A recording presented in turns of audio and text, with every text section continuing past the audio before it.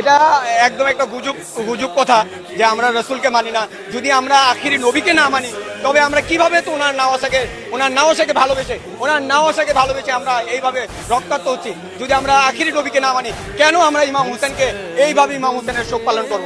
এটা আপনারা নিজেই বুঝতে পারছেন। যদি আমরা আখিরি নবীকে না মানি তবে তো আমরা কোরআনকে মানলাম না। যদি আমরা আখিরি নবীকে না মানি তখন তো আমরা ইসলামের থেকে খারিজ হয়ে গেলাম, এবং যদি ইসলামের থেকে খারিজ হয়ে যাই সরাসরি আমরা জাহান্নামে চলে যাবো। এটা কোরআনে স্পষ্টভাবে লেখা আছে, আপনারা জানেন।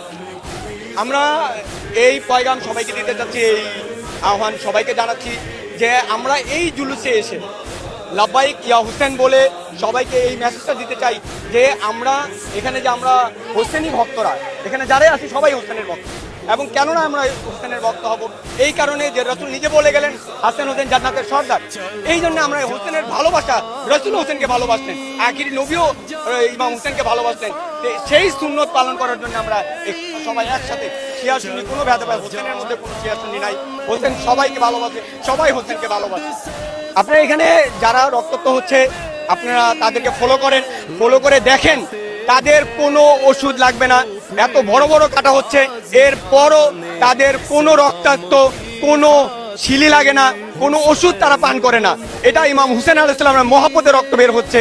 এটা আপনারা যেটাই মনে করে নেন, এটা ইমাম হুসেন আলাইহিস সালামের মহব্বতে বের করছে। ওদের কোনো কষ্ট হচ্ছে না, ওদেরকে জিজ্ঞেস করতে পারেন। আমি জানি যে আমিও করলো, আমার ভাইয়েরাও করলো, সবাই আমাদের এখানে বেশিরভাগ মানুষই আমরা এই রক্তমাদাম করেছি এবং ইনশাল্লাহ আমরা চেহলুমের মধ্যে করি।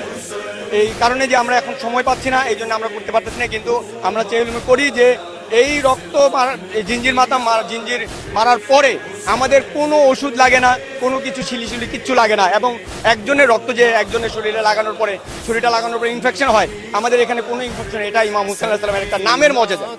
আমরা ইমাম হুসেনের পক্ষে আছি, এই জন্য আমরা সবাই লাব্বাইক ইয়া হুসেন বলে থাকি। এবং এজিদ নারাতুল্লাহ, এজিদ মুর্দাবাদ, এজিদের পুরা খানদান মুর্দাবাদ, এটা আমরা সবসময় বলি। যে প্রশ্নটা করলেন যে আমরা শিয়া সুন্নি, যে এখানে অনেক মানুষকে দেখতে পাচ্ছেন, দেখেন যারা ইমাম হুসেন শুধু শিয়াদের জন্য, শিয়াদের একা তা না, ইমাম হুসেন আলাইহিস সালাম সকল জাতির জন্য, যত মুসলমান সবার জন্য ইমাম হুসেন। তো আমি শিয়ার সুন্নি, এখানে আপনার শিয়ার সুন্নির কোনো ভেদাভেদ নাই, সবাই ইমাম হুসেনকে ভালোবাসেন। শিয়া সুন্নির মধ্যে শুধু ভেদাভেদ এতটুকু যে সুন্নির মধ্যে যারা রাসূলের পরে খলিফাদের মানলেন, আর রাসূলের পরে যারা আলীকে মানলেন, তাদেরকে শিয়া বলে আখ্যায়িত করা হয়।